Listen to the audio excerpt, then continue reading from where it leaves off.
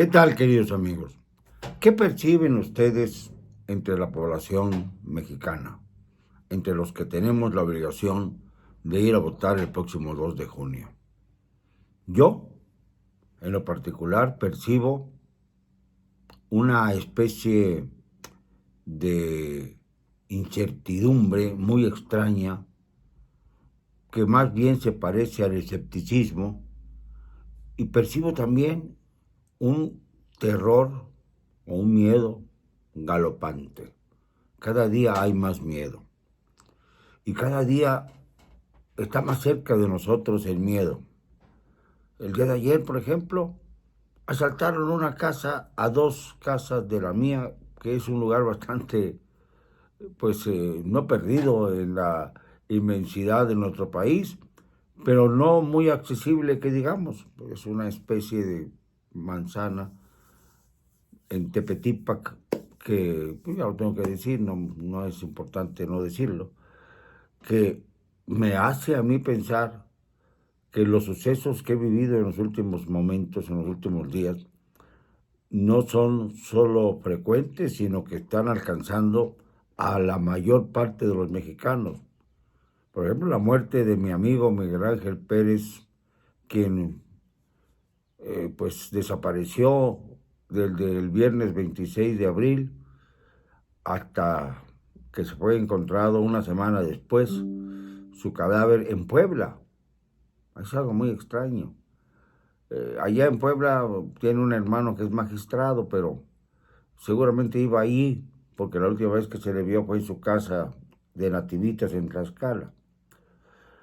Y me comuniqué con la procuradora del estado de Tlaxcala y ella me dijo que había ocurrido el incidente en Puebla y que se había traído, por lo tanto, la investigación sobre el asesinato en Puebla.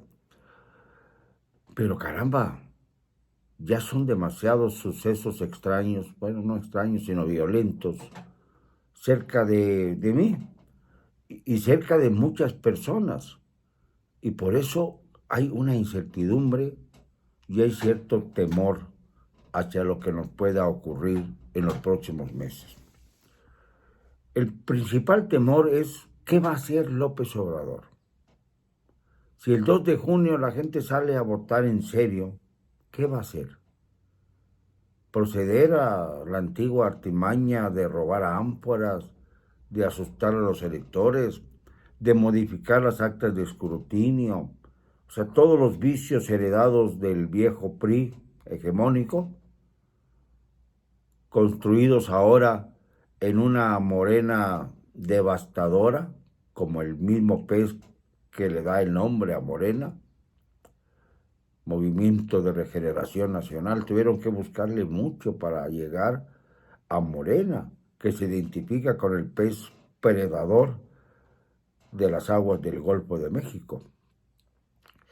Esto siempre me ha suscitado sospecha, porque obviamente también utilizaron el emblema de Morena para que pareciera como un referente a la morenita del Tepeyac, que es intocable para los mexicanos. Pero se les cayó el teatrito pronto, porque obviamente la construcción de este partido ha sido bastante nefasta para el país.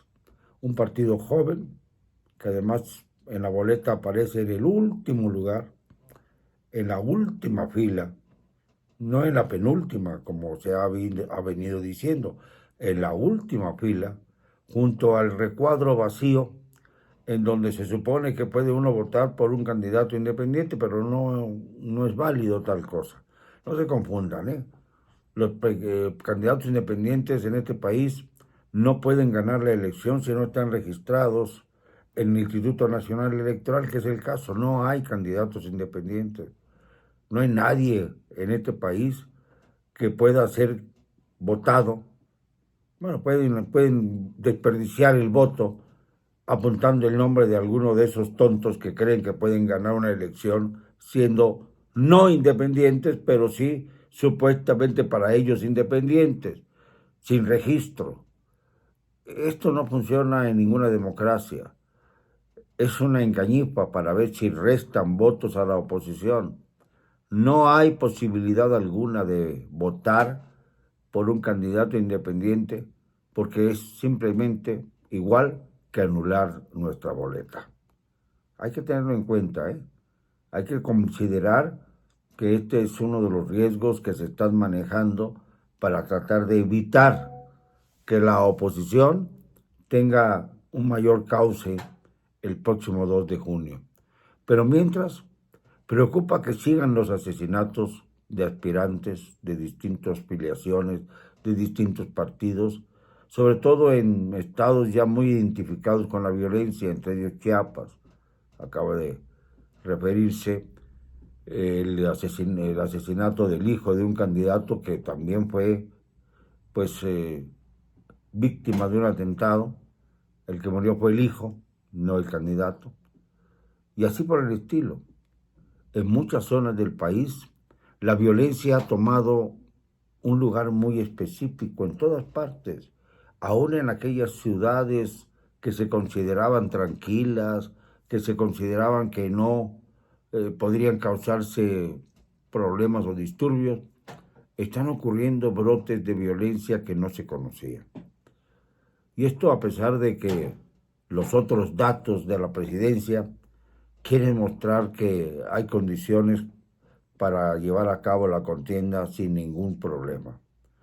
La única manera de contrarrestar este ataque constante, no dudo que además haya ataques cibernéticos el día de la jornada electoral, la única manera de destrozar y derrotar toda esta maquinación malévola, perniciosa y hasta grotesca es llenando las casillas, haciendo lo posible porque miles, millones de ciudadanos en este caso acudan a las urnas en un 70% cuando menos de los inscritos en el padrón electoral para que entonces verdaderamente se sienta que no van a poder contener la furia de una ciudadanía que pudiera ser afrentada.